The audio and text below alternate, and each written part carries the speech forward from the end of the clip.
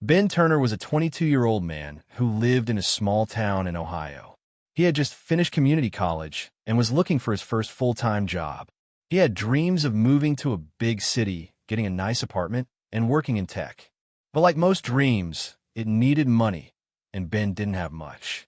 One afternoon, while scrolling on his phone, Ben saw an ad on social media. It was colorful and full of promises. The words said, "Travel the country for free. No experience needed. Free food, free stay, and good pay." Under the ad was a picture of smiling young people in a van parked near a mountain. Ben was curious. The ad seemed too good to be true, but he was tired of sitting at home. So he clicked the link and applied. A day later, he got a call. A woman on the phone told him he had been accepted. All he had to do was meet the team in Chicago. They would cover the travel costs. The job? Helping with event setups and social media for a traveling lifestyle brand. It sounded exciting. Ben agreed right away. His ticket to Chicago was emailed to him. When he got there, he was picked up by a man named Dax. Dax was in his early 30s, had long hair, and wore sunglasses even at night. He drove a large black van with stickers all over it. Inside were 4 other young people, 2 guys and 2 girls, all laughing, playing music, and eating snacks. Everyone welcomed Ben like he was family. For the first few days, everything felt like a dream. They drove to different cities, stayed in small hotels, and went to events where they gave out free samples and promoted products. The group took selfies, posted videos, and wore matching t-shirts with company logos. People online liked their content, and the group gained followers quickly. Each evening, food was brought in, and laughter filled the rooms. Ben had never traveled this much before. Every place was new, every moment exciting. And best of all, it felt free. He wasn't paying for food, gas, or hotels. He thought he had found the perfect life.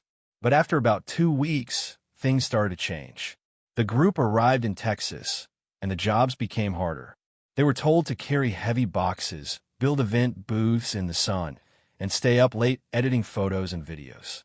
Ben was told to smile more and work faster. When he asked about getting paid, he was told soon. His phone and passport were taken for security reasons, and he was told they'd be returned after the tour.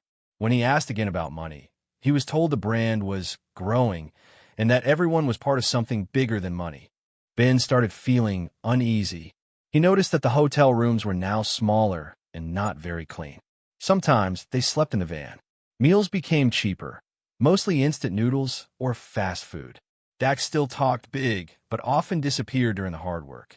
One night, while setting up for an event, Ben noticed that the products they were promoting didn't even belong to the company.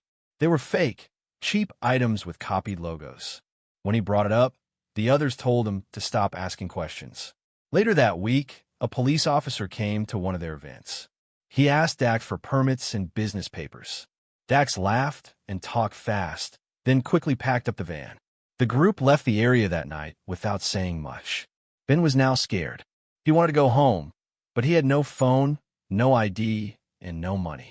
Every time he asked to leave, he was told to wait, or worse, ignored completely.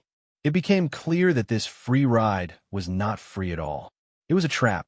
One morning, while stopping at a gas station in Arizona, Ben saw a payphone near the restroom. The others were inside buying snacks. Without thinking too much, he ran to the phone and called the only number he remembered, his mom's. The call was short. He told her the name of the gas station and the town. Then he hung up and got back in the van like nothing had happened. 2 hours later, while they were stopped for lunch, the police showed up. Officers talked to each person, checked the van, and asked for names. The group was separated. Dax was taken away in handcuffs. The others, including Ben, were questioned. It turned out that the company wasn't real. The whole thing was a scam. People were being used for free labor to help sell fake products. Some had even been working like that for months. Ben was brought to a police station and given food and water. His belongings were returned, and his mother was contacted again. She cried when she heard his voice. A day later, he was on a flight back to Ohio. When Ben got home, everything felt different. His room was the same. His town hadn't changed, but he had. He spent the next few weeks resting and thinking. He felt embarrassed, but also lucky. He had escaped something bad. He had trusted strangers who promised too much. He had learned a big lesson the hard way. People often say, if it sounds too good to be true, it probably is. Now, Ben truly understood what that meant. Nothing in life is free. Not meals, not trips, not dreams handed to you with a smile. Everything has a cost. Sometimes it's money, but sometimes it's your time, your energy, your safety, or your freedom. Ben decided to start over. He found a local job, saved money, and slowly worked toward his dream. This time, he did it the right way. It took longer. It was harder, but it was real. And he knew, from now on, if something came too easily, he would stop and ask, what's the real cost?